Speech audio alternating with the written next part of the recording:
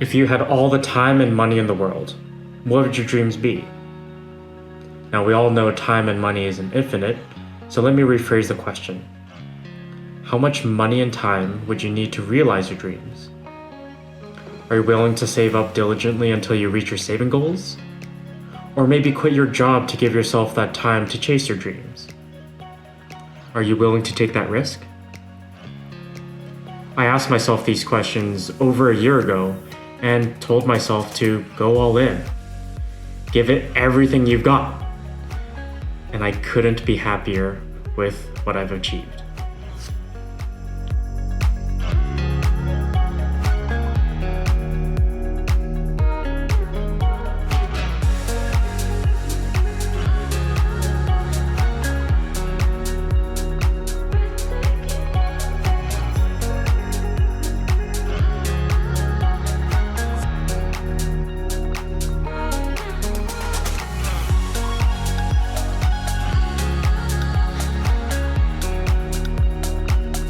Now, I have to first quickly talk about how I got to this year. Previously, I was a service advisor. Sorry, in layman terms, that's essentially the guy who does all the paperwork, the person you talk to when you need your car fixed. And I started to get really good at the job, despite what my coworkers will tell you, but I felt like I was doing pretty well. And after 3.5 years, I somehow ended up being the senior advisor. I was now a master service advisor and was very knowledgeable. I felt that the progress I had made in the past 3.5 years was amazing. So I thought to myself, what if I dedicated that amount of time and effort into something that I loved? Because the automotive industry was only plan B. I've never really put that much time and effort into plan A, which is to inspire and motivate other people to be a positive impact. Thus, my channel's name. And I still don't know how to be that person. All I know how to do is lead by example. So I knew that had to be in a form of travel. For the past few years, none of us could really travel due to COVID. And I had the itch since I had traveled most of 2019 before COVID to Asia, seeing my dad's home country and training in martial arts in China. I knew travel was going to be part of my life. And so I thought to myself, where do I want to go? I really love Europe. There's lots of countries, amazing cultures, lots of languages to learn, and everything is really accessible. You can take a plane, a train, a car, anywhere, in any direction, and you'll have a whole new country. So I wanted to go to Europe and maybe backpack for 6 months. And thought to myself, I think I need more time for Europe, so let's do a year. And then thought, I don't think a year's enough. Maybe I'll just move there. And then it continued to spiral down. Well, maybe before I move to Europe, I'd like to see Latin America. Let's backpack Latin America for 6 months. And then again, same thought, maybe 6 months isn't enough, maybe a year. And here I am, 7 months into my travels, and it's been amazing. But as rewarding as it's been, seeing everything in most of Latin America, there are a lot of struggles. Mainly the crushing weight of my own expectations. Because this is my dream, I want to learn how to film, edit together a really good video.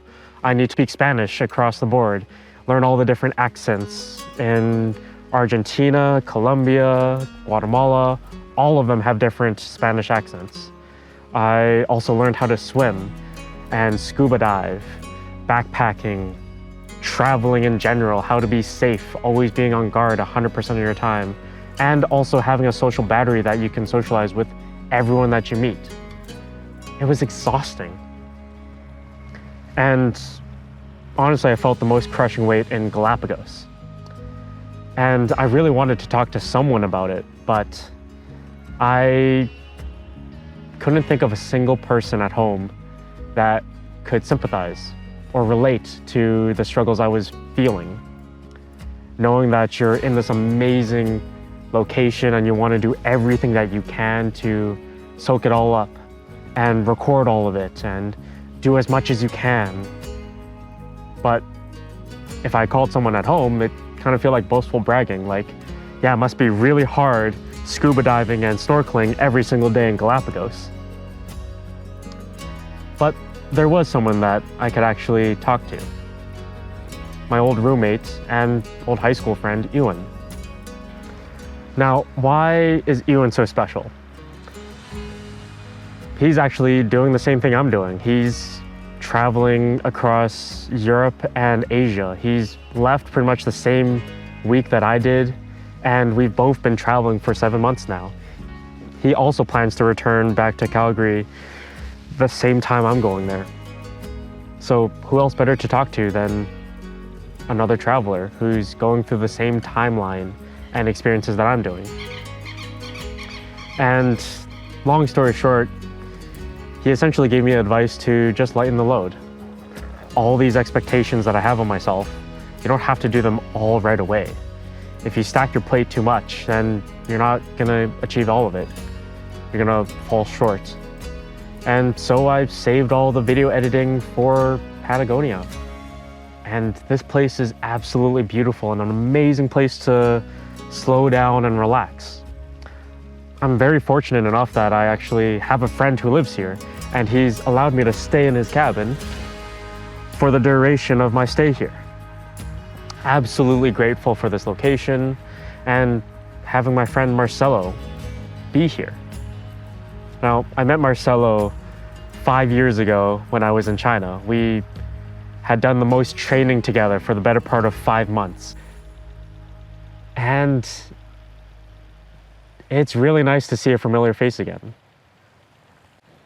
And after reviewing this entire year, I'll admit I've been trying to put together a perfect video. I've made 3 different scripts and made hours of dialogue to try to put together a nice year-end video. And realized it all kind of felt disingenuous when I started editing it together.